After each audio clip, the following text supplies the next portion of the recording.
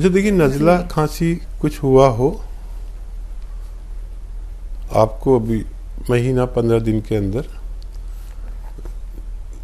तो नज़ले की एलर्जी की दवा जो होती है उससे वो जम जाता है, कफ जम जाता है।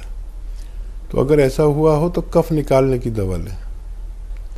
और एक एक्सरसाइज बताता हूँ, वो लें 3-3 मिनट। तो एक्सरसाइज बताता हूँ। ऐसे बैठे मेरी तरह, और ये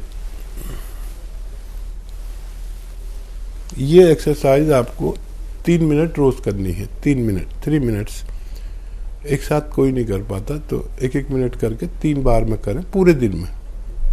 एक तो ये, और एक ऐसे ऐसे ऐसे पूरी जोर से मोड़ें। देखिए ये ठोडी मेरी यहाँ तक आ जाती है, आपकी नहीं आएगी। जैसी आने लगेगी तो आपकी जो फ्रेंड हैं वो, उनका ठीक होना मुमकिन है।